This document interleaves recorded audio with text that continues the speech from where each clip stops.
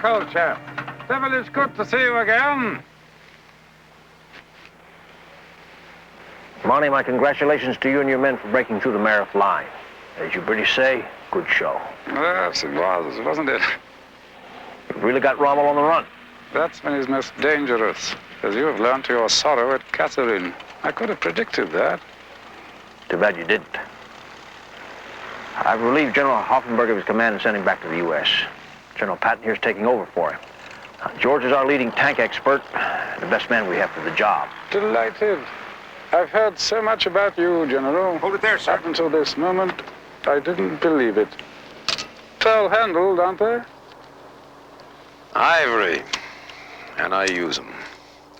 Let's cut the bull, General Montgomery. Our job is to kill Krauts, and I can't wait to get started. George, you can relax. The show's over. You're out of film.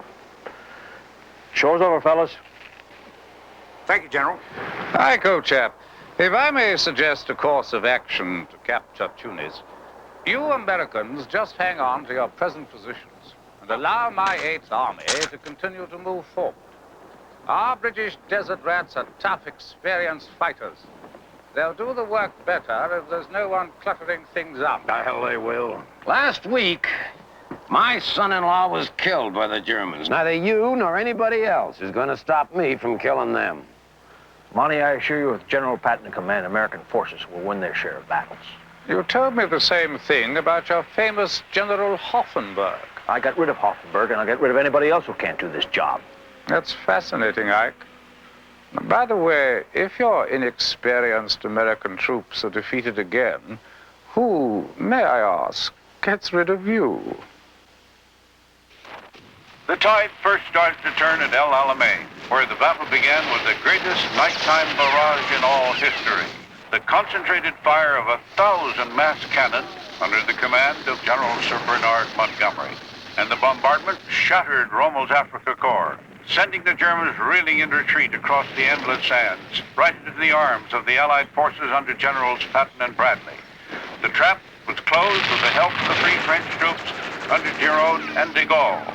And what resulted was best summed up by that fierce old bulldog, Winston Churchill, in an address to Parliament.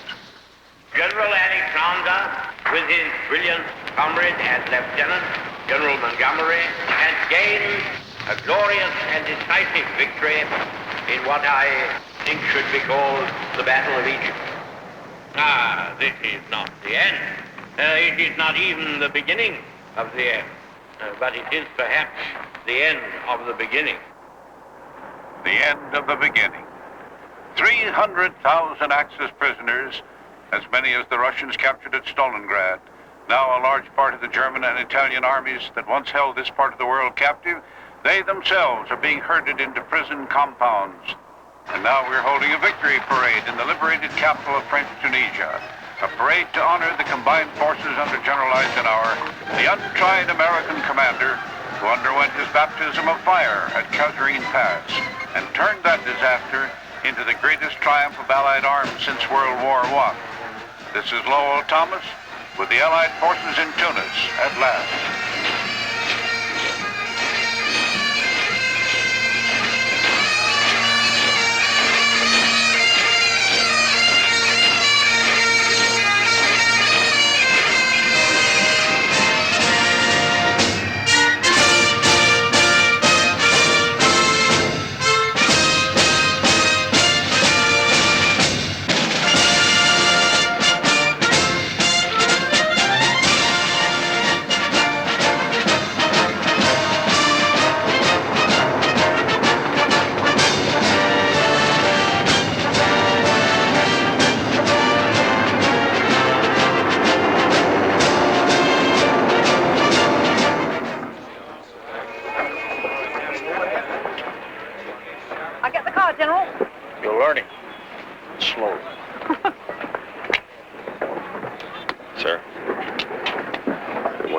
Celebration.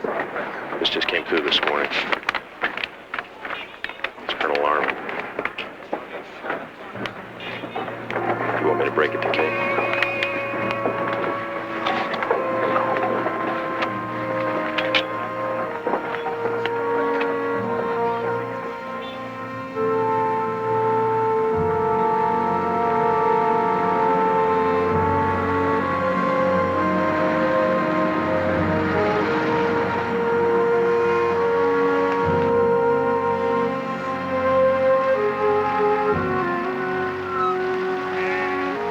was a lovely parade, General. I adore those Arabian horses. It was like being in a circus. Without the candy floss, of course. Do you ride, Kay? Oh, good Lord. I told you my father was in the cavalry. Had me on a horse before my nappies were dry. We have Arabian horses here at the villa. Would you care to ride with me this afternoon? Oh, well, I'd love to, but I have no riding clothes, no proper boots, nothing. Thanks awfully, but I really couldn't.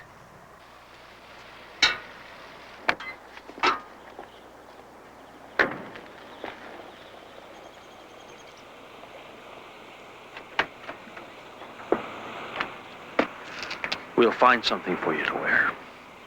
But, General... That's an order.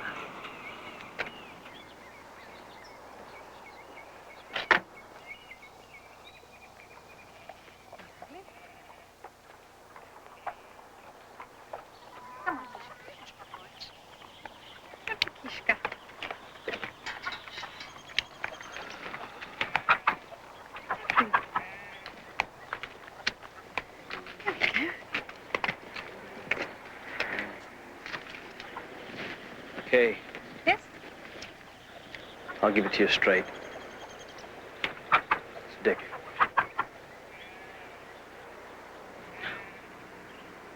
Oh, please, no. Yes. The fighting was over. He was walking through a minefield, well marked. He hit his own tripwire. Dick, Colonel Arnold was killed instantly. Sorry is such an inadequate word. I hope you understand how I feel. You killed him. Okay. You and all the other filthy gold-braid generals with your bugles and parades, pinning medals on each other. Dick, poor gentle Richard wouldn't hurt a soul. But he wanted to play with the big boys, so you taught him all you knew. And you thought he was listening, but he didn't understand. He never really could understand. He did understand his duty to his country. Oh, duty and honor, don't give me that bull. It's all for power and politics. And I won't play your bloody man's game anymore. I won't. I won't. For king and country. Well, to hell with the king and to hell with the country. You killed him, all of you. You killed him. Kay, get a hold of yourself. Bastard!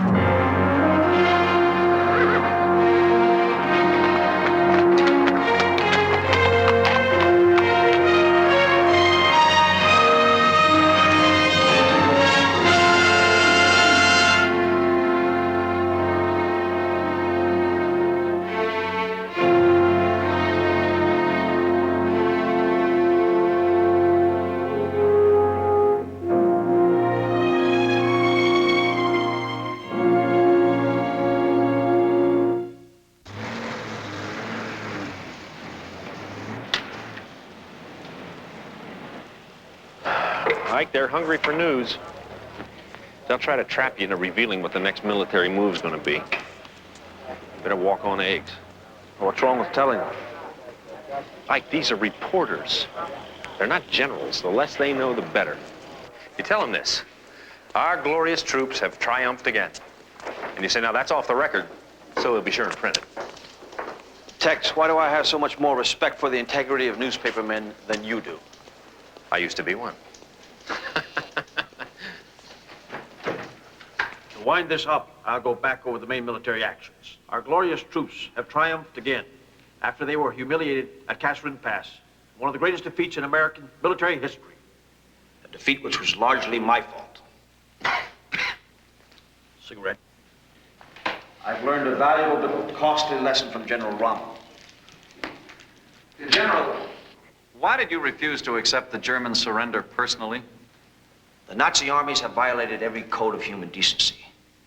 And not until the last Nazi general has signed the last surrender will I meet with one of them face to face. General Eisenhower, the British press is claiming that only General Montgomery's smashing victories in the desert saved you and the American forces from your own disastrous mistakes. Where do they get that knowledge from? From General Montgomery. Very interesting. He also hinted that he wouldn't be opposed to taking over command of the invasion of France, whenever that is to be. Do you have a reply?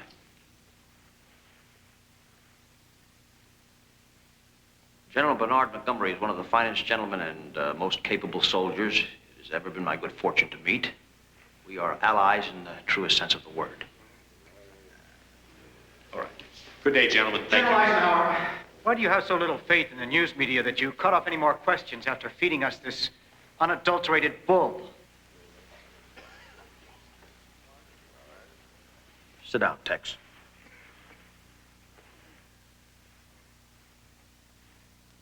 Combined Allied forces will assault Sicily the second week of July, with the 7th Army under General Patton attacking the southern beaches here, and the British 8th Army under General Montgomery attacking the eastern beaches here south of Syracuse. We'll lead the enemy to believe that we will be attacking the western end of the island. This is a dangerous amphibious attack whose success depends upon complete surprise. Now, you gentlemen of the press are now in possession of information that could lead to the loss of thousands of Allied lives.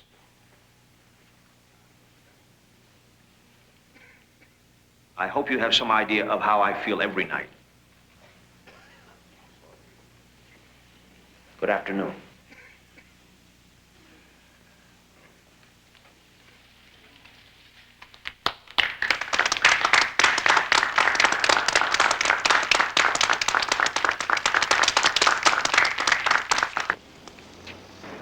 Well, like you keep this up, I think I can get you the Iron Cross. Well, this isn't just a general's war, Tex. The press are as much a part of it as the rest of us, and I want them to feel that way. Well, I'll tell you what. That entire press corps will be afraid to have one drink from now on, out of fear they'll spill something to a German spy. You've struck a blow for prohibition. Did I ever remember to thank you for staying on the job with me? No, sir. Well, thank you, Kay. Yes, sir.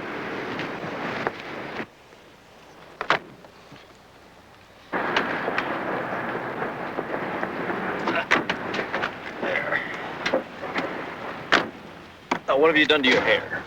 Nothing, General. Well, that's what's wrong with it. And your uniform's getting sloppy. You should try some red polish on your nails. Yes, sir. Don't agree with me, Kay. It makes me uncomfortable. I'm sorry, sir. Don't be sorry. The past is past, Kay. I know that a month is a short time when you've lost someone you love. But in war, it can be like a lifetime. Now, when you're not driving, I want you to come into my office and take care of my mail. Can you type? Oh, Lord. Answer my question. Well, naturally, since I'm a female, I was born typing. Oh, that's better, Kay. You're now my secretary, and I hope you hate it. American and British airborne and amphibious forces have hit the southern and eastern shores of the island of Sicily in an overpowering assault that achieved complete surprise. Axis forces rallied after the initial landings and fought back fiercely, as they always do. But American armor under old blood and guts Patton threw them back from the beaches, and Patton's 7th Army rolled through town after town, much of the time in hand-to-hand combat. Patton's forces have already knifed through Marsala and Palermo and are heading for the ancient port of Messina, only 4 miles from the toe of the Italian boot. The British, under Montgomery, have met stiffer opposition, but Patton's advance has cut the island in two and shaken the very foundations of the Italian government. The Sicilians have shown how they feel about Mussolini in no uncertain terms. Viva Italia! Better turn your radio on, Ike. What's happened? They're relaying a broadcast from Rome. It's King Victor Emmanuel. The king is telling the Italian people that Benito Mussolini has been arrested and imprisoned. He is to be placed on trial later for crimes. Humpty Dumpty just had a great fall. Yes, yes. Surprised him in Sicily, and Patton's tanks were on the move. That is great. Monty and his British 8th Army, how are they doing? Still stalled somewhere in Catania. Now, Patton may be the first Allied commander to reach the Sicilian capital. Monty may have to swallow his mustache. Ike, things are so shaky in Rome. One good push and they're out of the war. If George keeps moving like this, I'll give him the command of the invasion of Italy. George is doing everything in this war I wanted to do.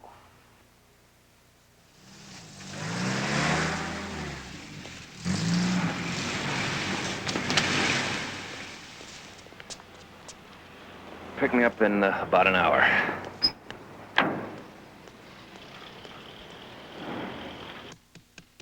Come in. The Surgeon General's here to see you, sir. We'll send him in, please. Kay.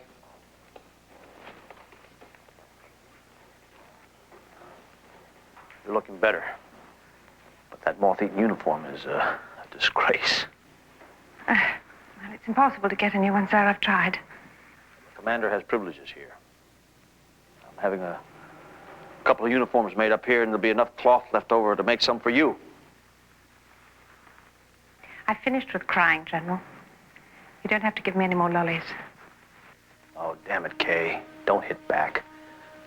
Can't you accept a little kindness? I loved him so much.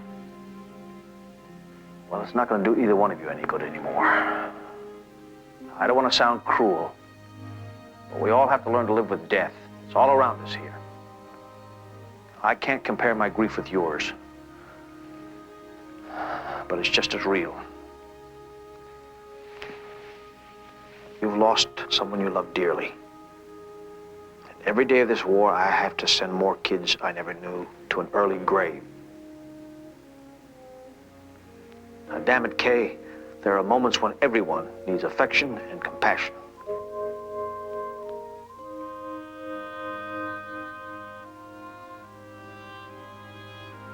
Even a general.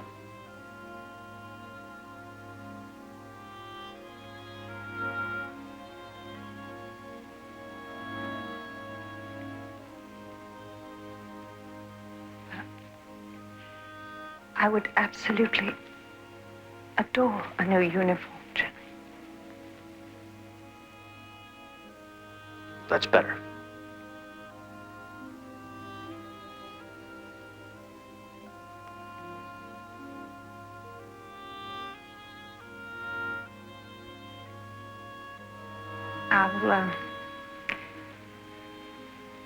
I'll send the Surgeon General in to see you.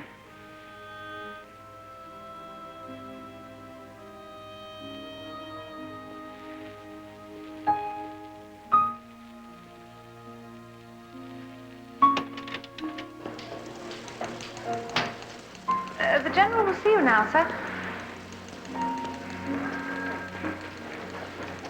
Thank you.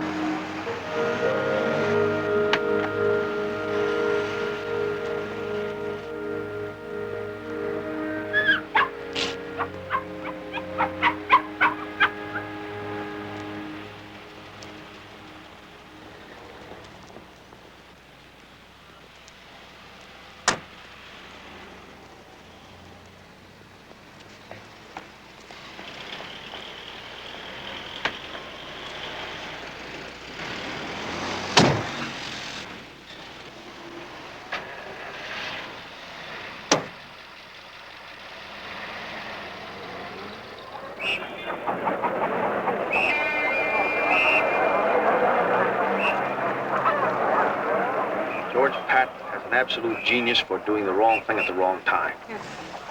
You know what General Blessé told me? What? Patton has just slapped 2 soldiers in a hospital in Sicily because they started to cry. He claims that they're cowards and crybabies, and that there's no such thing as battle fatigue. But one of the men had malaria and a temperature of 102. No, that's absolutely awful. I'm going to write George a letter that'll tear his hide off. It's a lesson, though. We're all under tremendous pressure here. Sometimes we say and do things we don't really mean.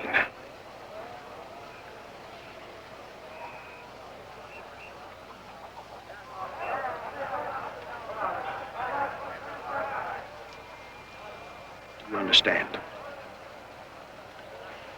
I haven't the foggiest notion of what you're talking about, General. I'm talking about this morning, and you know it. I was about to make a damn fool out of myself. Call it battle fatigue. George Patton says there's no such thing. Stop that bloody noise! Oh, my God!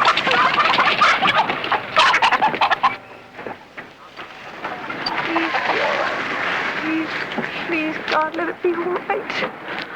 The only friend I've got left. All right, then the Eisenhower. Don't you hurt him.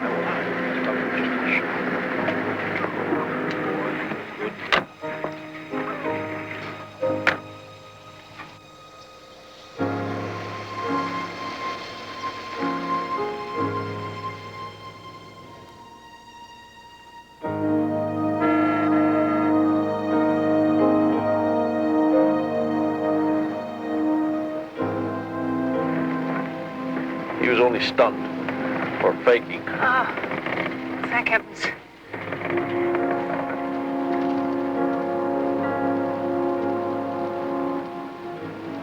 I saw the look on your face when you picked him up, and I felt very sad. I don't think I could ever show as much feeling over a person openly as you showed over this fool dog.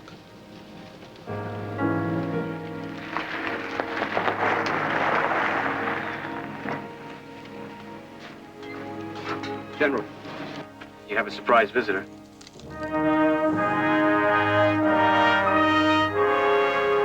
Good Lord, the Prime Minister looks happy. That means trouble.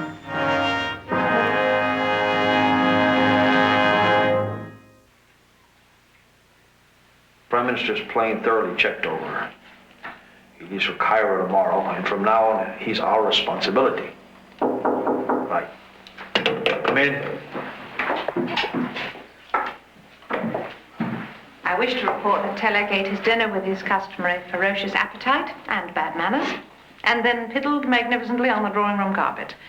Apparently, he has survived. May I have permission to go home, please?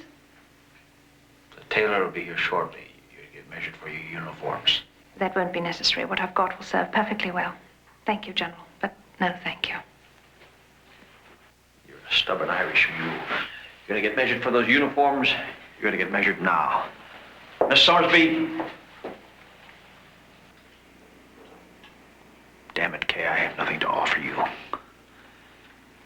Except that right now, I need you.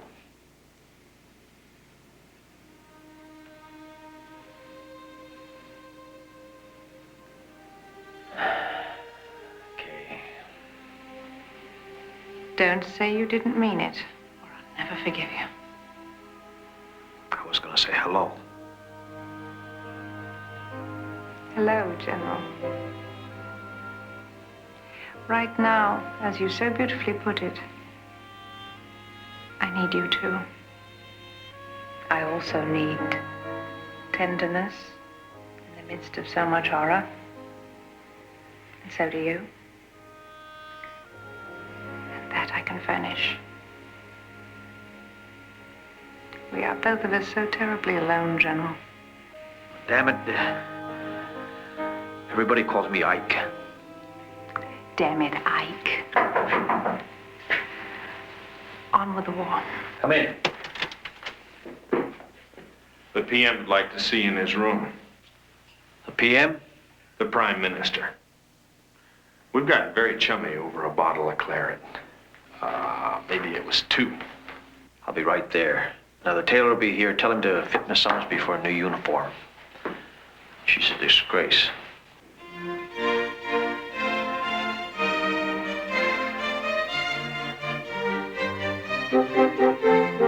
Prime Minister.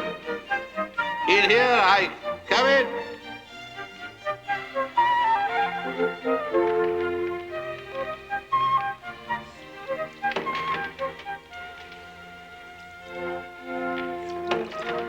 are you, Mr. Prime Minister? Right here, in this concubine swimming pool.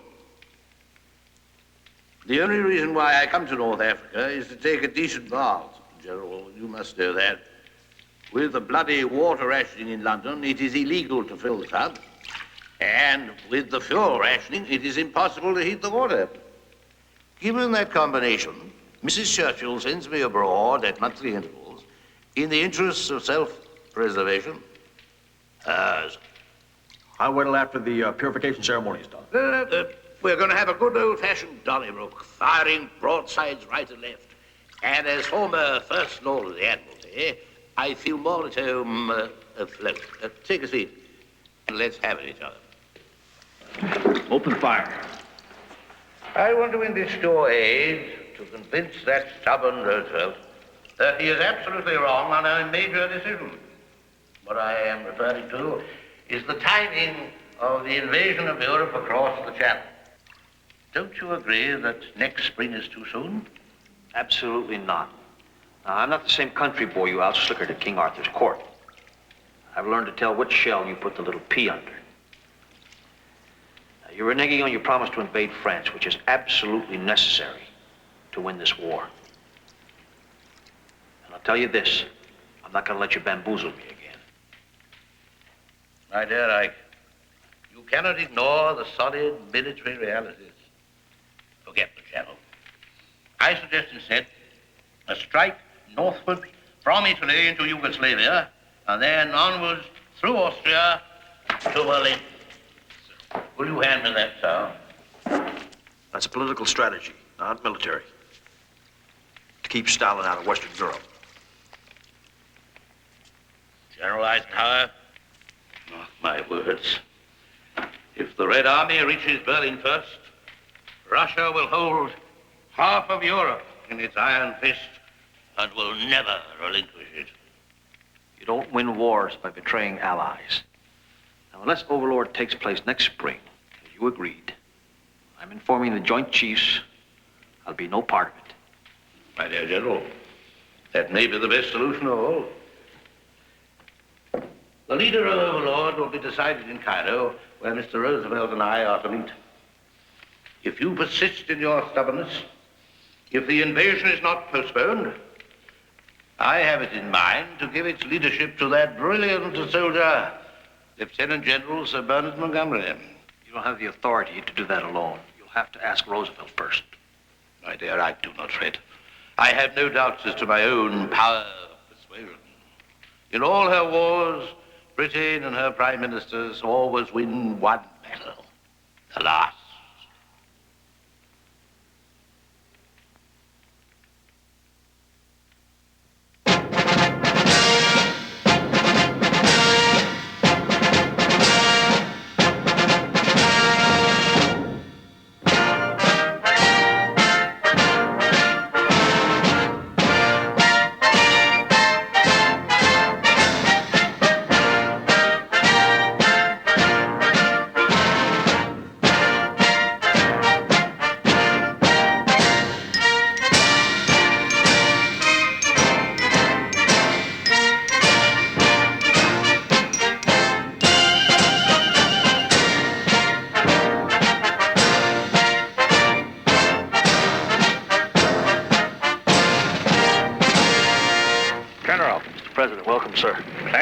Lovely day. Yes, sir. Okay, lady, you can get out of the car. I beg your pardon? Sergeant here's going to drive the president. This is General Eisenhower's car, and I am the general's driver. I was informed the president was his guest, and I would be driving him. Well, you've been informed wrong, lady, because no woman ever drives the president. What's the Secret Service doing to that lovely girl? True. Thinking of you, stupid man!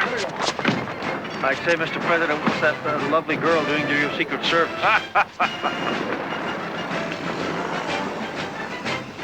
Let her go, soldiers. Yes, sir.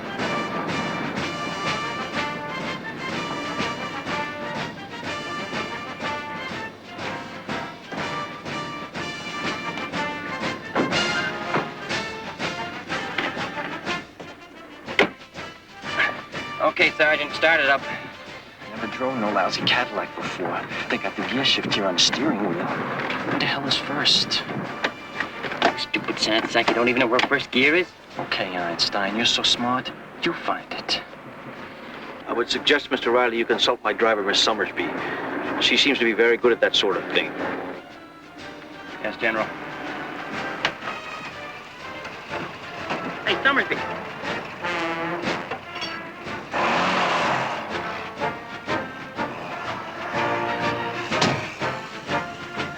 Stupid sergeant here can't seem to find first gear. Excuse me, Sergeant. Put in the clutch. You do know where the clutch is. Yes, ma'am. First, second, third, reverse. Thank you, Summersby. Up the Republic, Riley.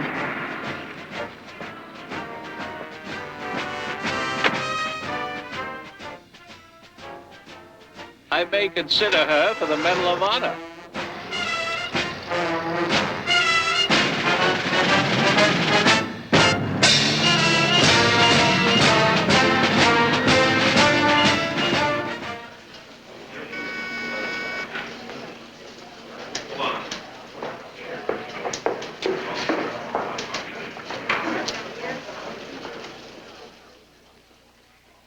Yes, General?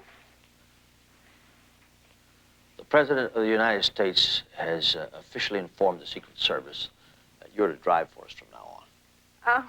Oh, We're to tour some battlefields this afternoon. well, please thank him for me, Ike. Has he given any hint as to who will command the invasion of Europe? No, but he's expressed great admiration several times for General Marshall. Oh.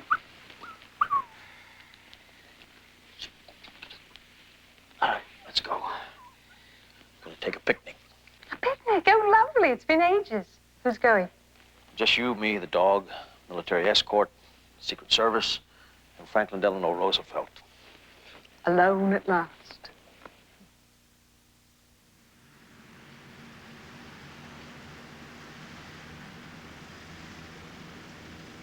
Winston was outgunned. The invasion of France will go forward across the Channel as scheduled. Child? Child? Me? Oh, good heavens. You are a woman and therefore child. There's a lovely grove of trees, the only one I've seen for 50 miles. Let's have our picnic there. Mr. President, we have a guarded area set up 10 miles ahead. Rubbish. The closest enemy soldiers are in Italy. That grove is as safe as Pennsylvania Avenue. He is the commander-in-chief, you know.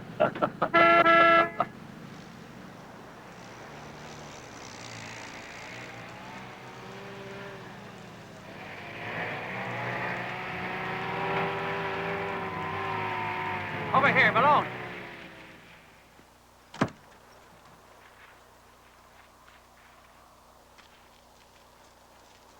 Won't you come back here, child, and have lunch with a dull old man? It's all right, Kay. I don't think that was meant to be a proposition. Oh, how disappointing. General Eisenhower tells me he may lose you. Beg your pardon? Oh, this suggested business of no more British drivers for the American military? Oh, yes. Why don't you join our army? The wax? Oh, but that's impossible. I'd have to become an American citizen first. That takes years. Not if it's by executive order, I've been told. There are certain things I am allowed to do without the permission of the Secret Service. Well, it is awfully kind of you, Mr. President, but... But, come, but what? There are some of us in this world who are proud to be British. No, thank you, Mr. President. I told you she'd be difficult. Don't you see any merit in becoming an American citizen? You do make better coffee. Oh, dear. Even presidents must wait while Telek goes to the loo. You'll excuse us? I doubt that I have much choice.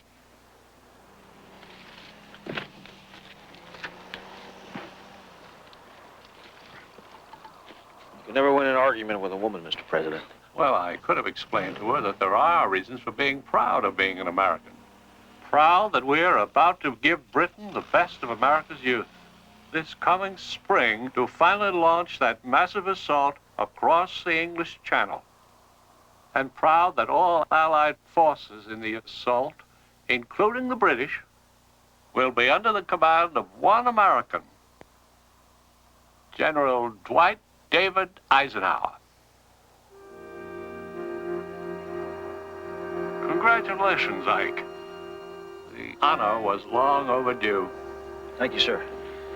I hope I won't disappoint you, but you know I'll try my damnedest. But tell me, how did you convince Churchill to change his mind? I did my damnedest, and that's pretty good, you know. Is there any dessert?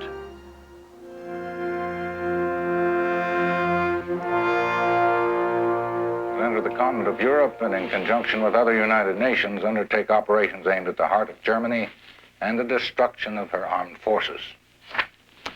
Oh, Happy New Year, Ike. I certainly hope so. General, it's your New Year's Eve party. No old coward and Gertie Lawrence are on. Oh, right, Tex, right. No war in history's worth missing Noel and Gertie for. When my travel orders come, bring them to me immediately. Even if you have to interrupt all lang syne. Right. He will impale his solar topi on a tree. Haven't any, Well, it seems such a shame when the English claimed the earth that they give rise to such hilarity and mirth. Oh, dear, oh, dear. Mad dogs and Englishmen go out in the midday sun. The toughest Burmese bandit can never understand it. In Rangoon, the heat of noon is just what the natives shun. They put their scotch all right out and lie down. In a jungle town, when the sun beats down to the rage of man and beast, the English garb of the English Saab merely gets a bit more creased. In Bangkok at 12 o'clock, they foam at the mouth and don't run. But mad dogs and Englishmen go out in the midday sun. Mad dogs and Englishmen go out in the midday sun. The smallest of Malay rabbit deplores the stupid habit. In Hong Kong, they strike a gong and fire off a noonday gun to reprimand each inmate who's in late. In the mangrove swamps where the python romps, there is peace from 12 to 2. Even caribous lie round and snooze, for there's nothing else to do. In Bengal, to move at all is seldom, if ever, done. But mad dogs and Englishmen go out in the midday, out in the midday, out in the midday, out in the midday, out in the midday, out in the midday, out in the midday sun. Out in the midday sun.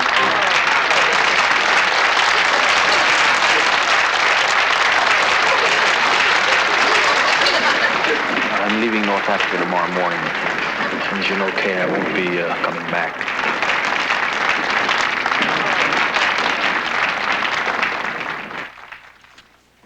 A while ago, I wrote an absolutely horrible, stickily sentimental song that comes back to haunt me on occasions like this. I didn't write it for wartime, but I didn't expect there would be a wartime. I do hope there won't be another wartime, but there probably will be, man being what he is. And this song will probably still be played, soldiers being what they are, and love being eternal, or so it is claimed. And so this, perhaps, is all that will be remembered of my life's work. I'll see you again whenever spring breaks through again. Time may lie heavy between, but what has been is past forgetting.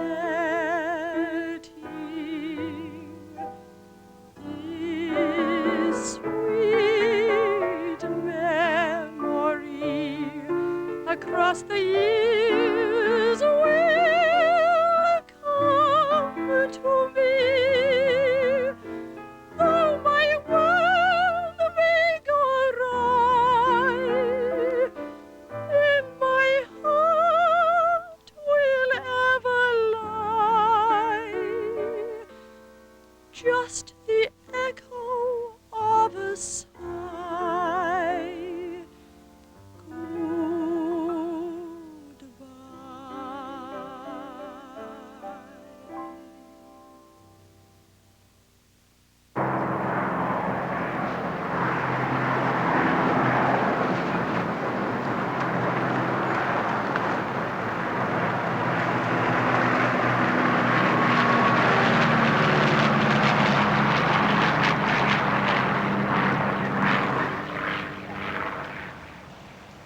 You will take good care of yourself, won't you? Don't smoke so many cigarettes. Don't let the Germans shoot your plane down. There won't be any Germans. I'm heading for Washington. Washington? Ah. That means your wife. It's been a hell of an affair, this one. The Virgin Mary at Armageddon. Do you know you've never said anything to me you couldn't have said while saluting? I'm not good at that sort of thing. I'm very good at it. I miss it.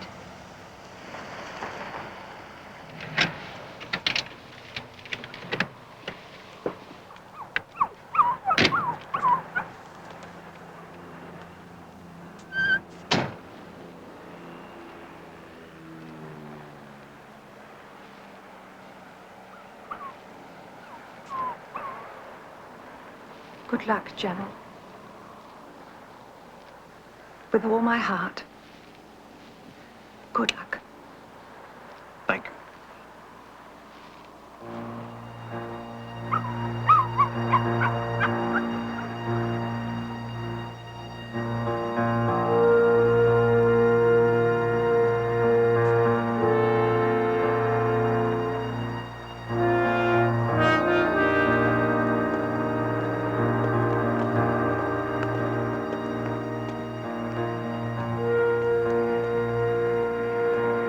Beetle, in the last 2 years that I've been fighting for the Channel invasion, I never once considered what to do if it failed.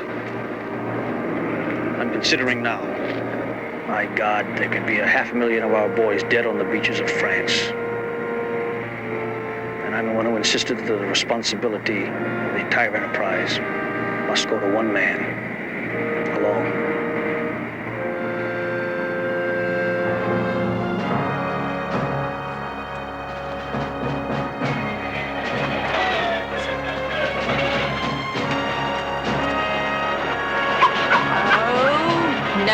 No. I can't go, you certainly can't.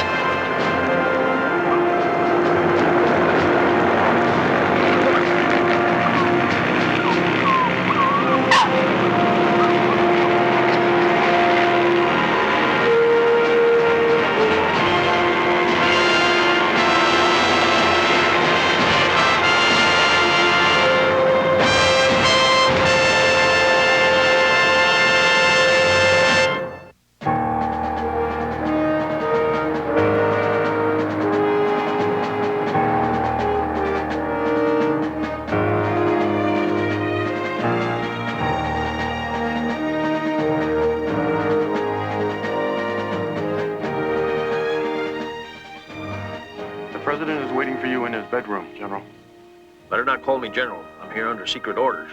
The Germans are supposed to think I'm in London.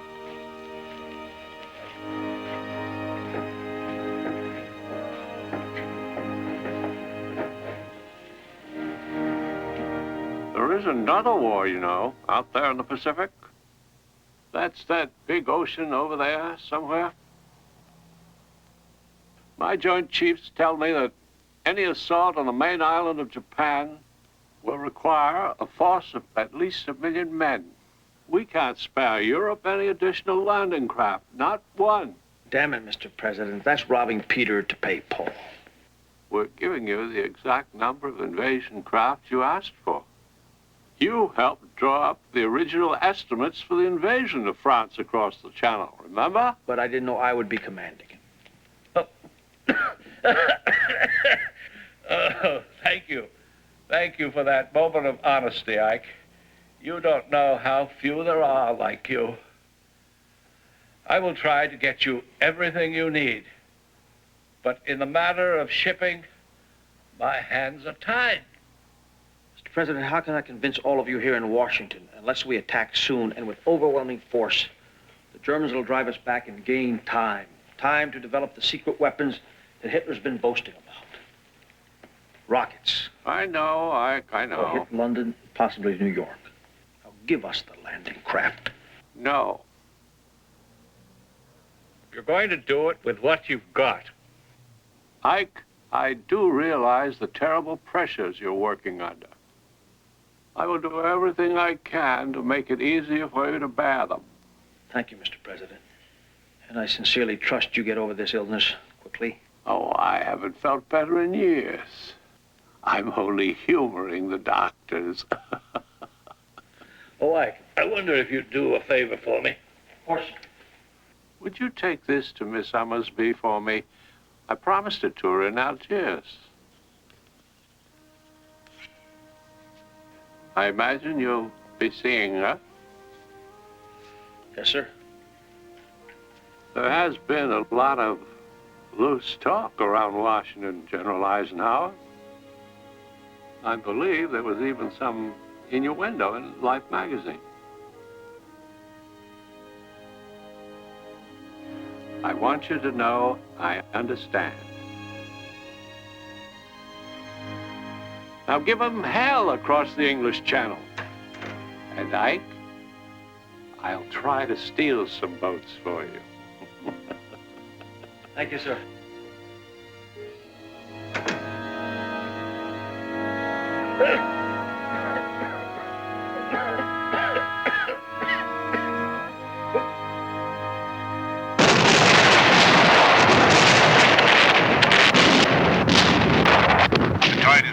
Turn in this greatest of all global wars.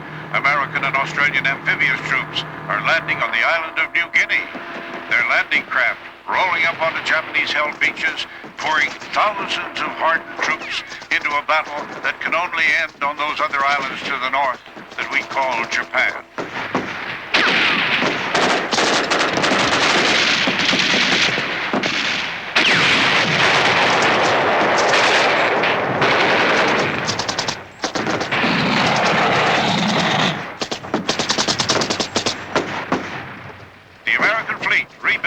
Revitalized since Pearl Harbor, now steaming to battle all over the Pacific. And soon we will be island hopping closer and closer to the main Japanese objective. And our troops flying the hump, including the Flying Tigers, are taking supplies and weapons over those lofty peaks of the Himalayas to Chiang Kai-shek's forces fighting the Japanese occupiers of China. On another front, the Russian winter has shattered Hitler's hopes of conquest, as it did Napoleon's. And the Red Army has launched an offensive around Leningrad that is sending the Nazis staggering back into the snowdrifts of the bitter cold steppe. But the real crisis is soon to come, as everyone knows, when American and British armies launch an offensive from England itself against the continent of Europe. At long last, a second front is about to become something more than a dream.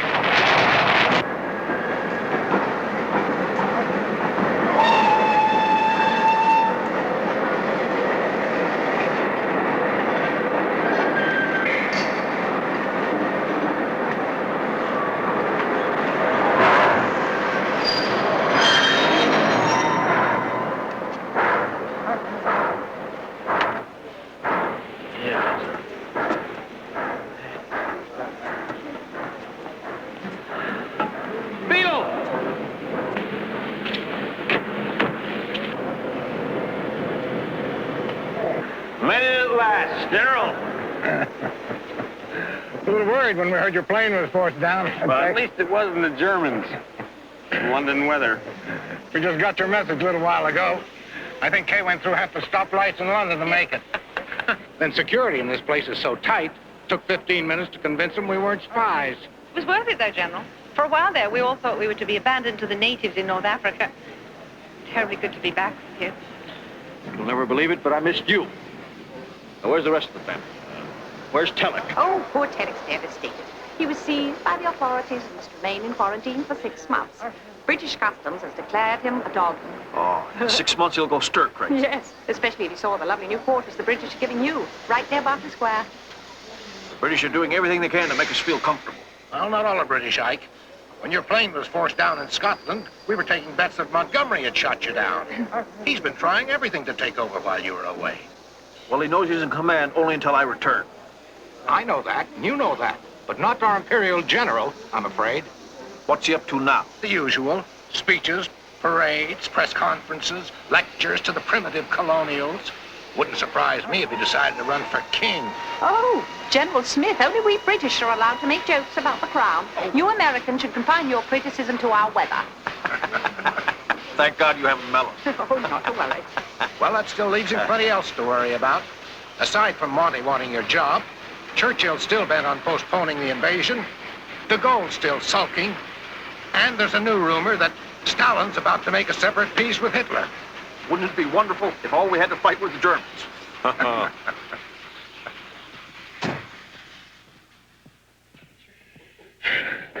I'm not staying in the bordello. Or pillowcases and pink bed sheets. Moving back to Telegraph Cottage tomorrow. Oh, thanks, Mickey. Just what I need. You better get some rest. We're packing again in the morning. Yes, sir. If you don't mind, I'm going to go to bed, too, I think.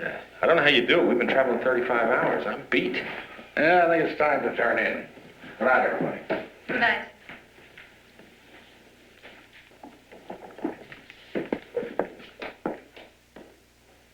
Good night, General. Sleep well. Kay, I'd like to talk to you about some things. Would you care to stay a minute and have a nightcap with me? Well, I thought you'd never ask. Gin and it. Always. It's the only British drink you know how to make. Word to the wise. It's no good. You're going to get swept under the rug of American history. I understand I'll have a lot of distinguished company under that rug. And that still doesn't change anything for you. Well, it would for me. Yes, but then you're not a woman.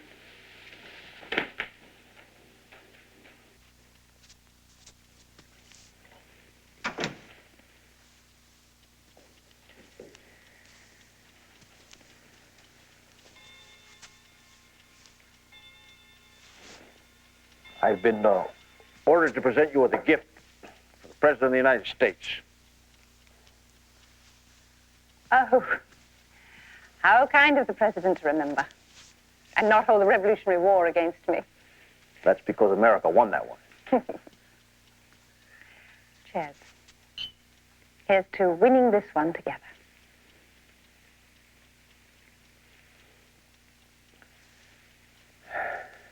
Kay, coming back from Washington, I made up my mind to order you back driving for 2 spats. Just like that. No, not just like that. Not just like that at all. There's been a lot of talk about us, Kay, in Washington. Even the President mentioned it. Is there nothing better for American intelligence to do? I'm actually flattered. So, you've made up your mind to get rid of me. Yes. And changed it back the minute I saw you waiting for me at the station.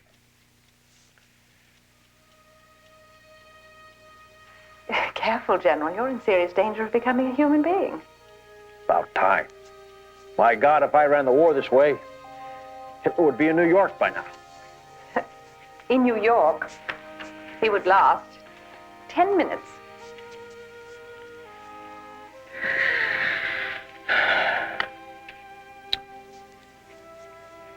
You don't have to stay on, Kay. But I don't want to see you hurt. Well, it's too late for that. I'm already one of the walking wounded.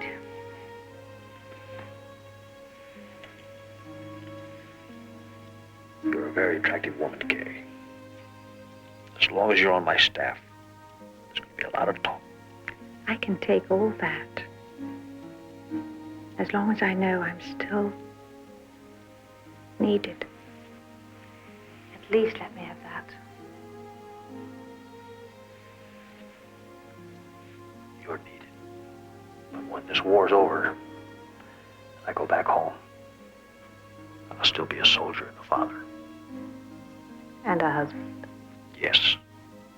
Whatever happiness we have together only lasts as long as the war. My God, Ike.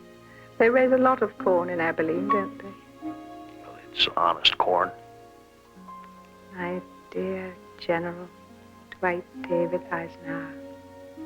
I don't know what kind of women have been in love with you before, but this woman loves with all her heart, which is why she's always hurt, but... lovely, lovely days between. Then you'll stay around.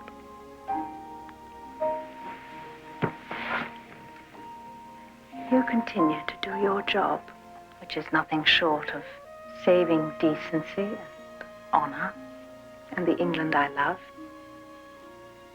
And I will do mine, which is infinitely less. It simply involves loving you so much that I don't care at all what happens to me.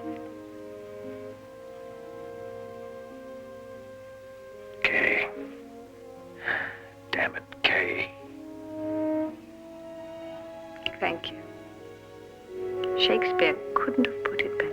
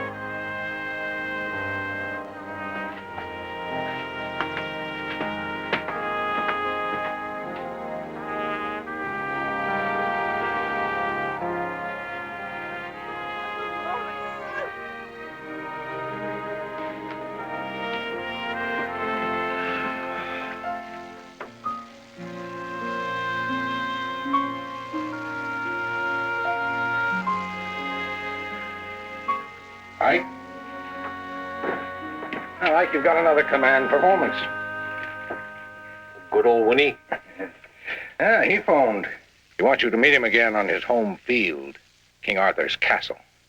Sounds like trouble. I haven't got time to fight with Churchill. I've got to worry about Hitler and Rommel. And believe me, I do worry about them.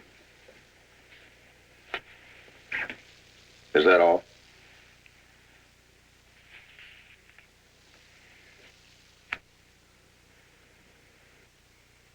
Tell Churchill I'll be there. Be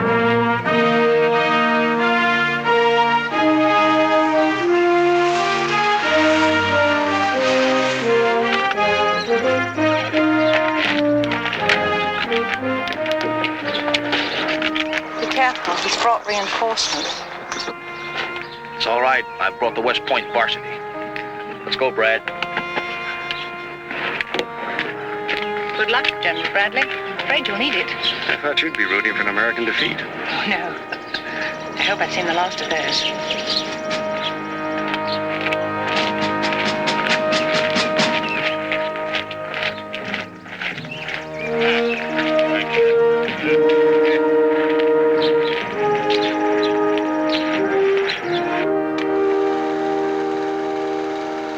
My dear friend Hitler, Schicklgruber, the house painter, has given General Rommel a free hand to increase the strength and firepower of the fortresses facing the English Channel. This is German newsreel we recently secured. The Germans want you to have it. Propaganda. Perhaps, but those huge cannon were not manufactured in Hollywood. This is really General Erwin Rommel. Those tank traps and mines are painfully real. Thank you, Corporal. Turn it off. I take it you've come here to face us with a final and fateful decision. Yes. Those fortifications you have just seen make any attack so costly in human lives, we must seriously re-examine the whole question of a massive frontal assault against the beaches of France. Prime Minister, we've postponed long enough. Are you prepared to tell that to 1,000,000 widows of the men you throw onto that devil's beach? I don't think there'll be any million casualties. You're quite sure of that, General? I don't care how many defenses Rommel builds up. Without enough men behind them, we can't be stopped. But it does have men, and damned good ones. But not enough. Brad? We're going to make sure the Germans won't know where the invasion's coming from. Now, they'll have to station units from Norway all the way down to Spain. Now, that's thousands of miles of beaches, bays, inlets, fjords. Then simultaneously, we plan on hitting the Germans with a second invasion into the south of France. That will... Two invasions? Absolutely insane.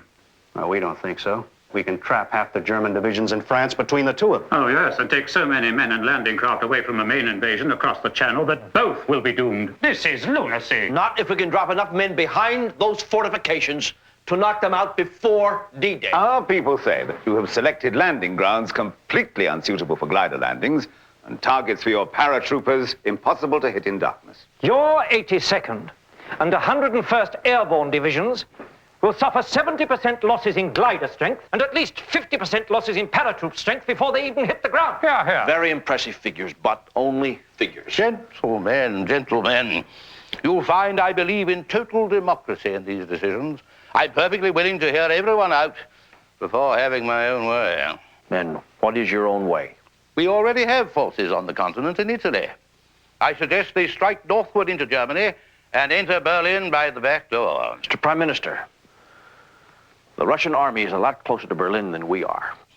That, my dear General, is precisely the point. If you want to beat the Russians to Berlin, that's a political decision and not a military one. I'll have no part of it. Oh, and do your orders suggest handing half of Europe over to the Russians? My orders are simple. Enter the continent across the Channel.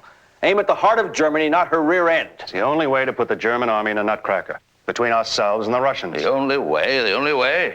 How well I remember our general saying that in the First World War. You can't fight World War II with World War I thinking. If the Russian army gains control of Western Europe, we'd all better start thinking of World War III. We've got to fight this war first. The impregnable West Wall. To hell with the West Wall. There are no longer any fixed defenses. There are no longer unlimited British lives to throw against them. Your plan is too risky. It must be called off now. Mr. Prime Minister, you promised our president that England would join in the assault across the Channel. I may have then. And I may have changed my mind now. A politician's prerogative. Well, sir, I'm a soldier, not a politician. My mind has not changed from the very beginning. My title is Supreme Commander. Now, does that mean anything? Is this my military command, or is it yours alone? If it isn't mine, you British have my resignation here and now. Are you asking the First Minister of the British Empire for unconditional surrender? I'm asking for him to live up to his word. Sometimes, my dear Ike, that is even more difficult. But I take no satisfaction in gaining my way if I know my way is inferior. Don't start being reasonable. You only make it tougher. That's my intention. All right. This is how I see it. General Montgomery is absolutely right. We don't have enough landing craft to conduct two invasions at once. We'll take those intended for southern France and use them for the Channel instead. My military consultant, Mr. Churchill, is also right. The West Wall has been strengthened too much. So we'll put 2 extra divisions on those landing craft and hit the beaches on schedule. You've become a very dangerous man. The time to get off our tails has arrived. You have learned my secret of making any compromise that will let you get your own way. You're learning to be a politician. Someday, I do not doubt, you will run for president. God forbid. Prime Minister, I still feel we ought to Monty, for consider... God's sake, it's settled, done. I am in this thing with you to the end. And if it fails, we will go down together.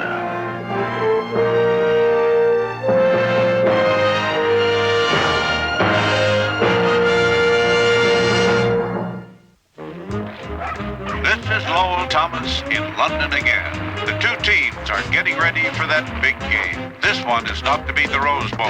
It will be more like Dante's Inferno. It is no longer a military secret that the Allies under General Eisenhower are planning to invade Hitler's Europe sometime this spring or summer.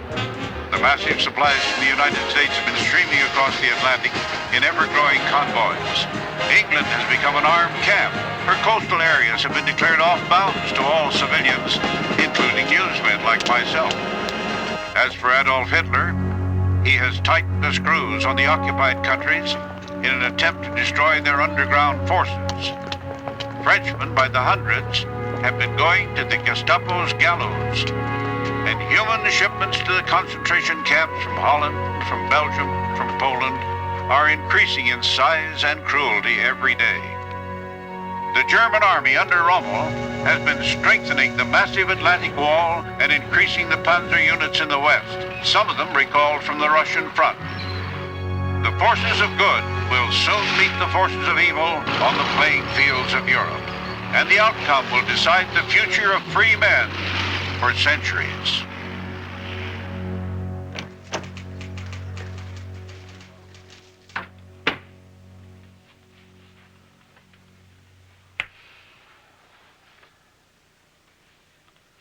Whatever it is, Tex, just leave it.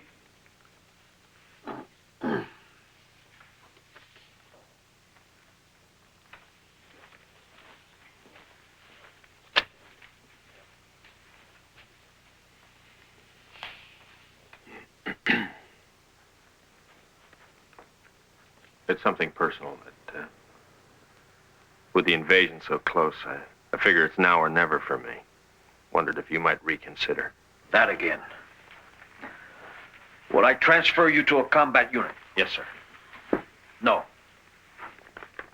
I don't want to miss this show. I'm a soldier. I'm not an office boy. The world's on fire, and I'm sitting here with a squirt gun. No. And I want to say it again. Look, Tex, I do understand. I don't want this. I'm sitting back here because General Marshall says sit. And if I say keep shuffling papers, you keep shuffling. Understand? Understood.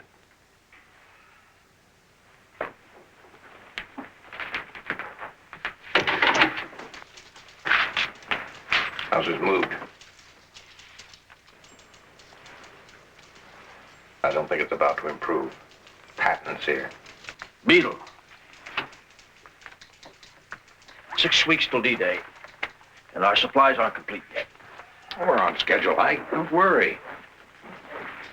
My God, I wish I were leading the assault instead of sitting here. Well, you can't fight a war with all Indians and no chiefs. I know. I was just saying the same thing to Tex. Anything new in De Gaulle? No, still stuck in the same groove. He won't help with the invasion unless FDR lets him run the French show. Any more good news? Yes. Old Blood and Guts is here. Tell him to cool his heels for a few minutes. It's good for the soul. I don't have a soul, Ike, and you know it.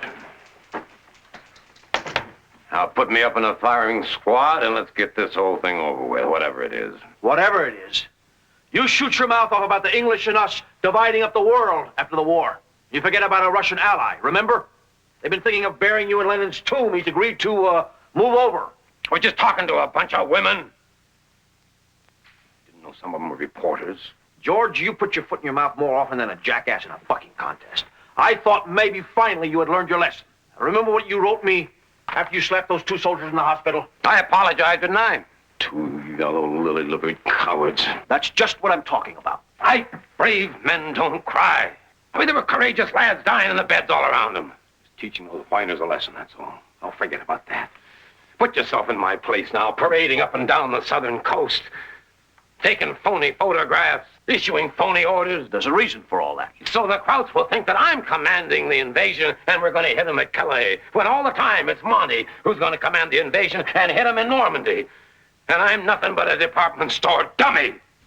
I'm up every night just thinking about it. Ike, I am 10 times the leader that little British tin soldier is, and you know it. And that little British tin soldier has 10 times as much sense as you have, plus Winston Churchill and the whole British Empire behind you. Ike, give me a command, a battalion. That's not the point, George. A company, a platoon. That's not the point. They want you to ship me back, don't they, huh? All those kissy brass buttons. George, will you shut up? I'll apologize. I'll make a public apology to the Russians. They won't be upset. Not upset, furious. And not just the Russians. FDR, Congress, the press, and George Marshall. Marshall.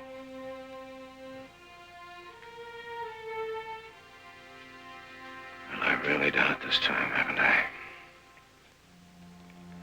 Marshall is nailing you to the wall because of me, isn't he?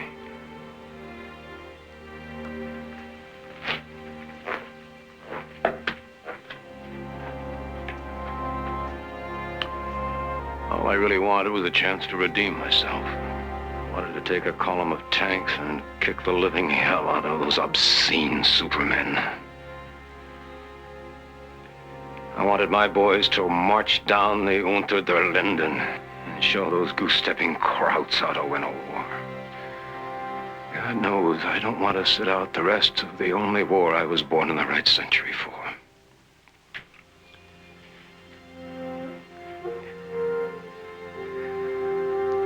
But I'm sick to the stomach to think of what my big mouth has caused you in the way of trouble.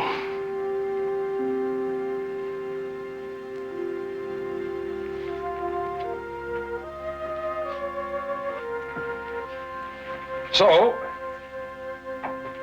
I will do the only thing that can help you. I am resigning my commission as an officer in the United States Army, effective immediately.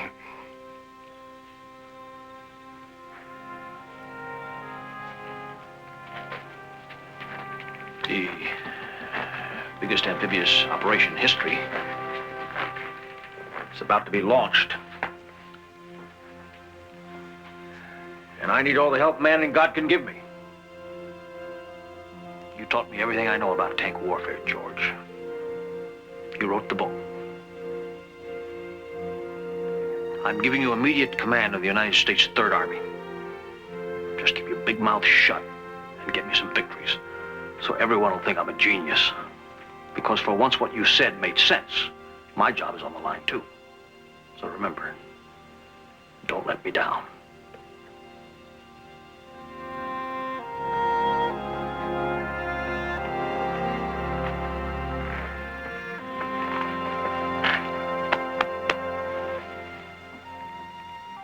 See how wrong you were, George?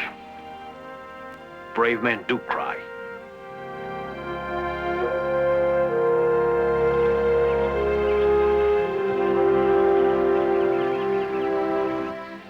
Gentlemen, His Majesty the King.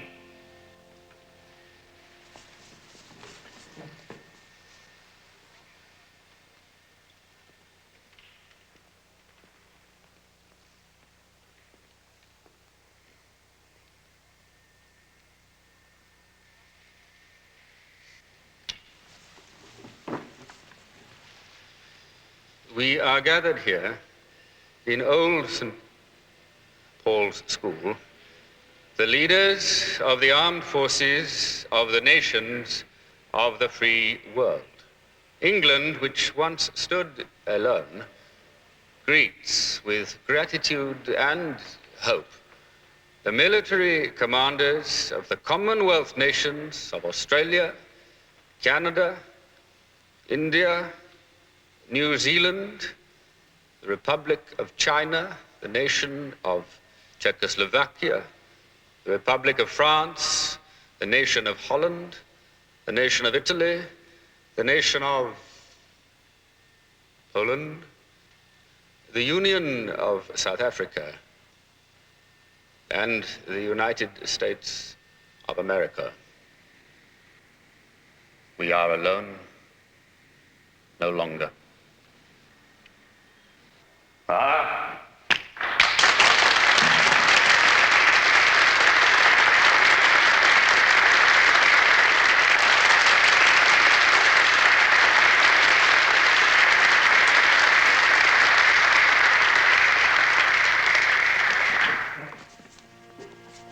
We must never underrate the power of the German machine. I, for one, long had my doubts about confronting it along the Channel coast. But, gentlemen, I am hardening towards this enterprise. The fearsome task must be done, and it must be done soon. I shall only repeat what I said in England's darkest hour.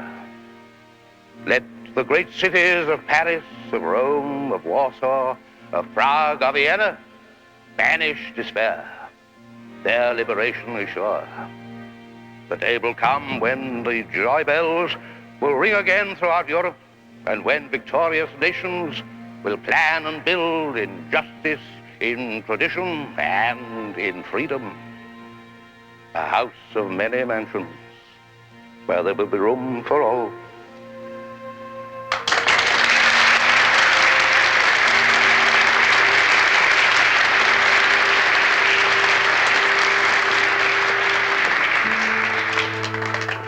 Sir, gentlemen, the entire front of our attack will be over 60 miles long. The Americans will be on the right, at Utah Beach and Omaha Beach. The British and Canadian forces will be on the left, at Gold, Juneau, and Sword Beaches. By the end of the first day, we hope to break out our armored forces in the area beyond Caen, where our British tanks can knock about a bit. The landings will include 156,000 men, 5,000 ships, and 11,000 aircraft. Participating eventually will be a total force of 2 million men. Good hunting, all.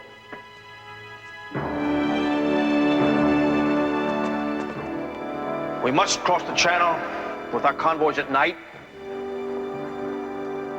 We need moonlight for our airborne assaults. We must attack at low tide in order to remove the tank traps along the beaches. Only 2 periods next month offer the proper combination of moon, tide, and sunrise. June 5th, 6th, and 7th. And June 19th, 20th, and 21st. Without good weather and the help of the French people, none of our plans can succeed.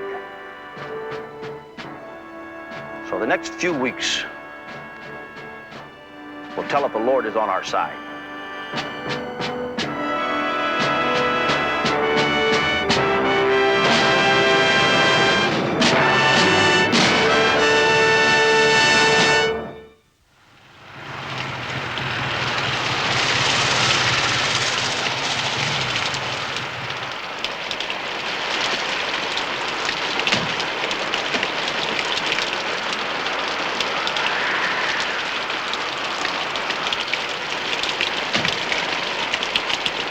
He's right not to want to cooperate.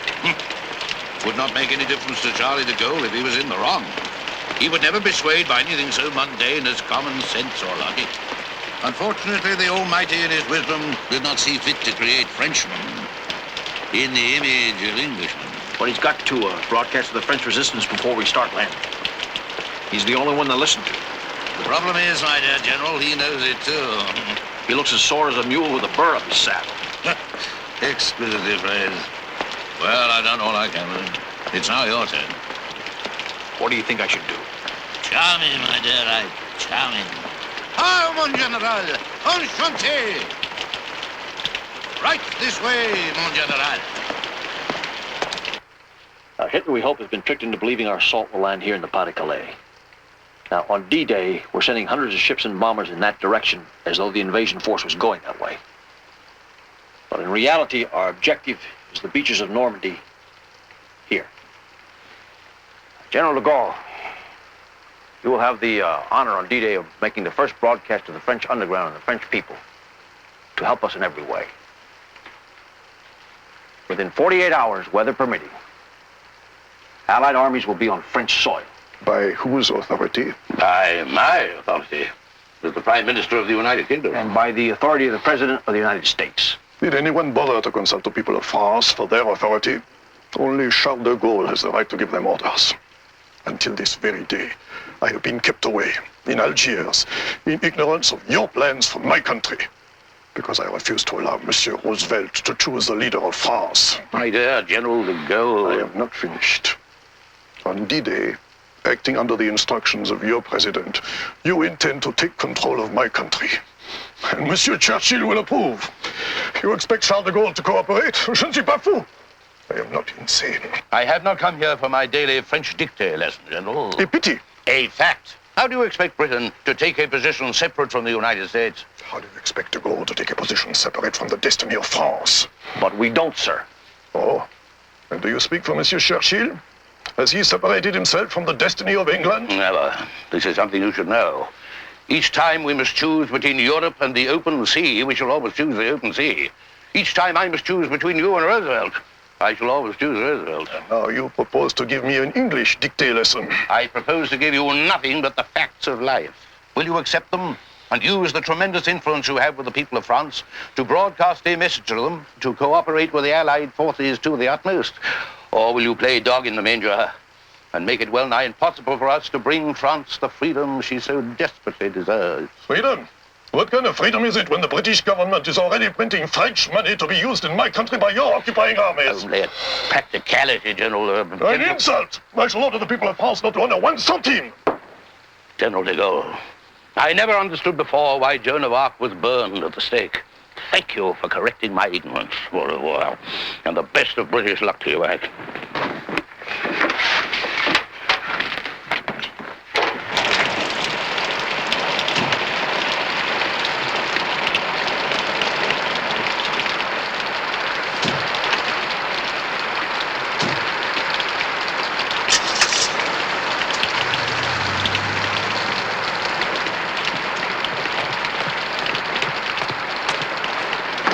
General de Gaulle,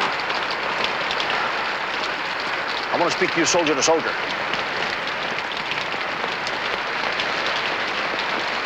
On D-Day, men of the American 82nd and 101st Airborne will be jumping at night near some air église.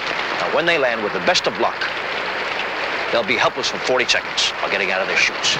Many will die in that 40 seconds unless they get help. From Frenchmen? Yes. From your French underground. That's the only place help can come. Only you can give the order.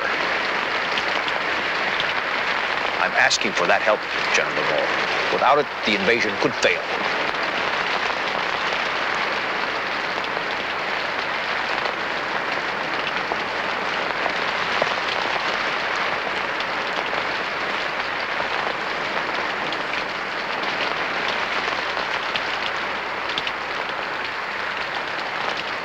First, I must be recognized as the sole authority in my country.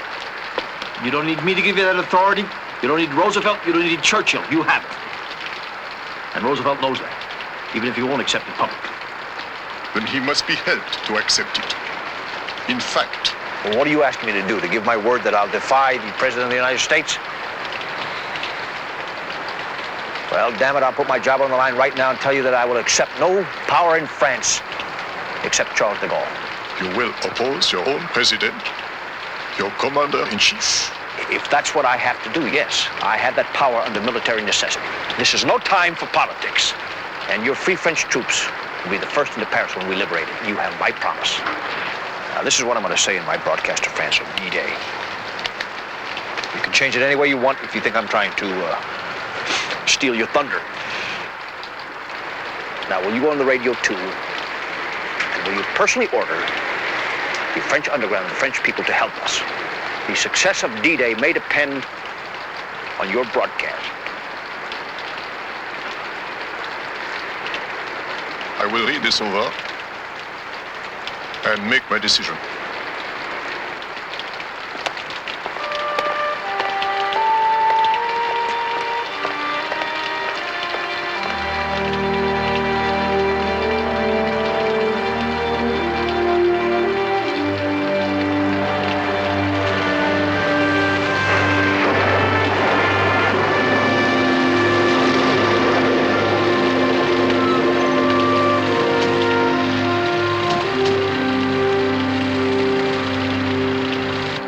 From the west over the channel, gusting over 40 miles per hour. Precipitation 2.11 inches, continuing heavy. It's foul weather. The birds are not only walking, some of them, I don't doubt, are swimming. What about tomorrow, Doc? Well, it's not good, but it's not altogether bad.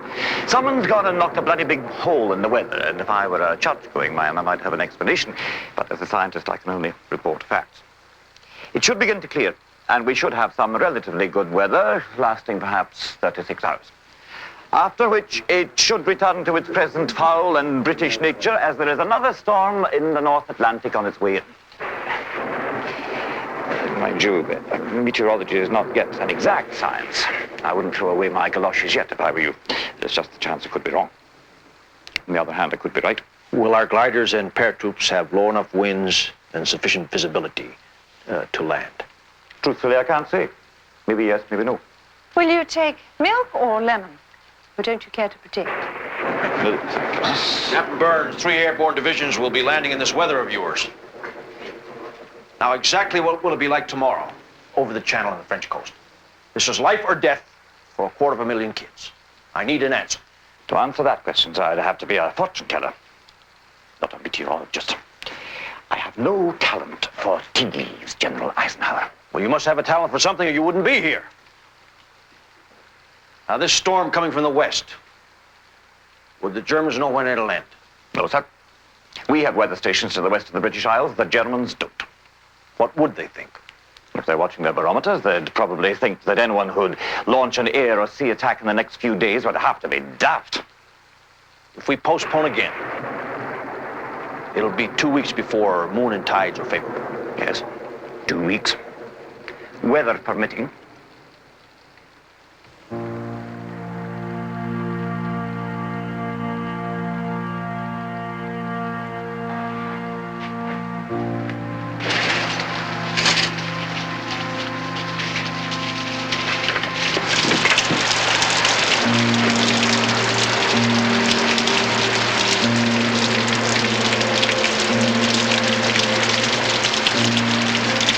Any opinions, Brad? Well, we don't know when the weather's going to lift. I'm afraid, Ike. I think it's highly questionable. Monty? If I were you, Ike, I would say go. Fortunately, I'm not you. Mallory? If the weather blows our gliders and paratroopers off target, we stand to lose 500,000 lives and possibly the war. It's much too chancy, General.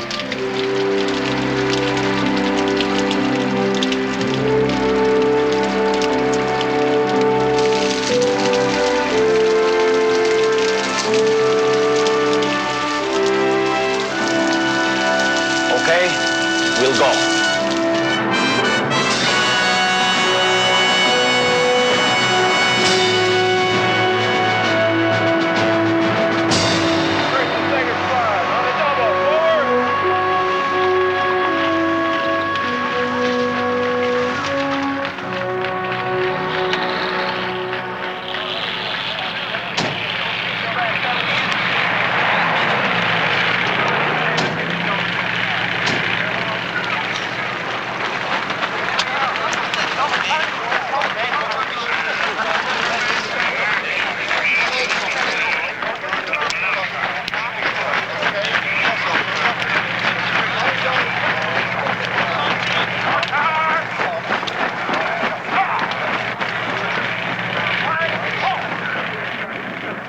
Tex, give me a few minutes alone out there. A lot of these boys aren't coming back. I know damn well whose idea this airdrop was. They may not be very happy to see me, but I gotta see them. Yes, sir.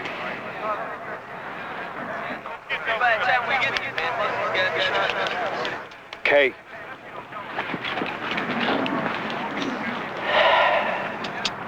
Cover up the stars on the license plate. There are no generals here, not today. Of course. Sir? Ike, it's going to clear. You have my word.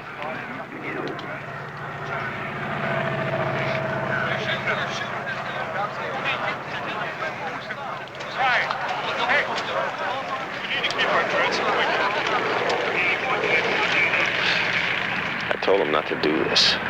He has to.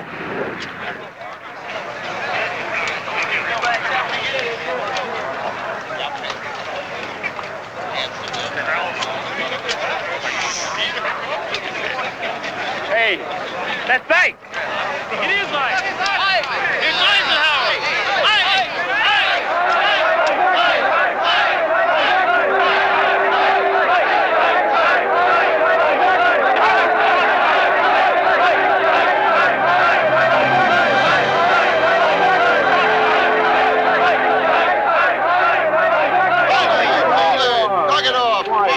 It's all right, Captain. This isn't a dress parade. It's all right. Relax. At ease. Light 'em up. Anybody got a spare cigarette? I got one of mine, Ike. Thanks. Best part about my job is I get to shake hands with a lot of brave men. Hey, Ike! Would you autograph my shorts in order for me, please, sir? How did you save this much money in the Army? Well, I don't like girls, sir. Anybody here from Kansas? Ain't that in Texas someplace? Maybe they bought it. Texas is all right. I was born there. I'm from Waco. Waco? How are you, son? It's good ranch country. You got it. My old man runs 600 head of ornery longhorns. Well, if you need an extra hand, I may ask for a job after we win this war. Well, if I'm not there, I just ask my old man. We're with you all the way, Ike. Look out, Hitler, here we come. Yes, sir.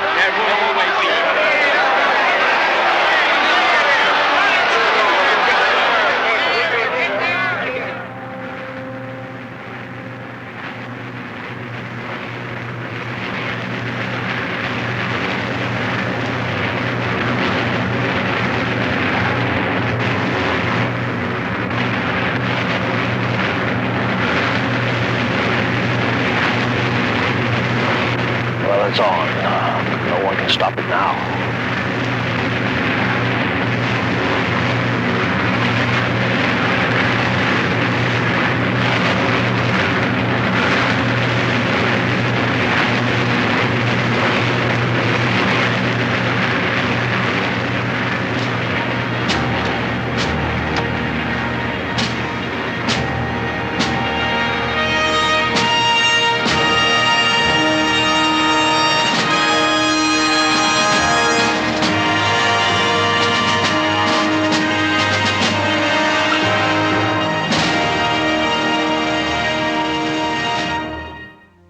Thanks for watching.